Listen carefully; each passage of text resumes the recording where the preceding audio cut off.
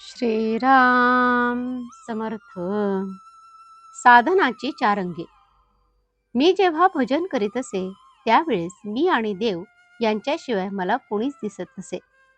तसेच तुम्हाला व्हावे अशी माझी इच्छा आहे आणि तसे तुम्हाला होऊ शकेल म्हणूनच हे मी सांगतो आहे.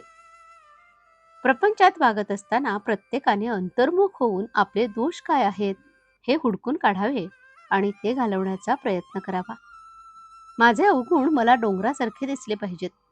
प्रत्येकजण स्वतःच्या अवगुणांकडे दुर्लक्ष करून दुसऱ्याच्या अवगुणांकडे किंवा दोषाकडे पाहतो. त्याला स्वतःच्या डोळ्यातले मुसळ दिसत नाही, पण दुसऱ्याच्या डोळ्यातले कुसळ मुसळापेक्षा जास्त मोठे दिसते. हेच चुकते.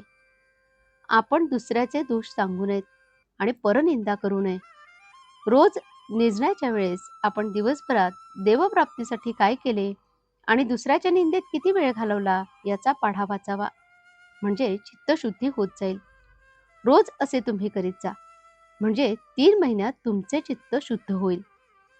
चित्त शुद्ध करण्यासाठी दुसरा उपाय म्हणजे सत्संग. सत्संग करण्यासाठी संत कुठे पाहावेत? आपण पाहू गेलो तर आपल्याला संत ओळखता येतील का? संत आपल्यासारखेच देहधारी असतात का? हल्लीच्या काळात संत पाहू गेल्यास सापडणे कठीण आहे. अशा वेळी दासबोध हाच सत्संग होईल. समर्थांनी सांगून ठेवले आहे की जो विश्वासाने हा ग्रंथ वाचेल त्याला माझा संग घडेल. आपण संतांना देहात पाहू नये, तर ते जे साधन सांगतात तेच ते होत असे समजावे. त्यांनी 4 गोष्टी करायला सांगितल्या आहेत. 1. निर्गुणत्व कळायला कठीण म्हणून सगुण उपासना करावी, त्यानेच निर्गुण रहस्य कळेल. दुसरी गोष्ट म्हणजे नम्रता. अभिमानाने परमात्मा दुरावतो. सर्वांशी जो नम्र तो भगवंताला प्रिय असतो. तिसरी गोष्ट अन्नदान. कलियुगात यथाशक्ती अन्नदान करीत जावे, त्याचे महत्त्व फार आहे. चौथी गोष्ट म्हणजे भगवंत नामस्मरण अखंड ठेवणे. परमात्मा प्राप्तीसाठी संतांनी नाम ही अजब वस्तू दिली आहे. संत भेटल्यावर काही करायचे उरले आहे असे आपल्याला वाटताच कामा नये. ज्यांना ते वाटते त्यांना गुरु भेटूनही भेट न झाल्यासारखेच आहे. आज एक यात्रा केली, उद्या दुसरी करायची राहिली, अशी इच्छा का असावी?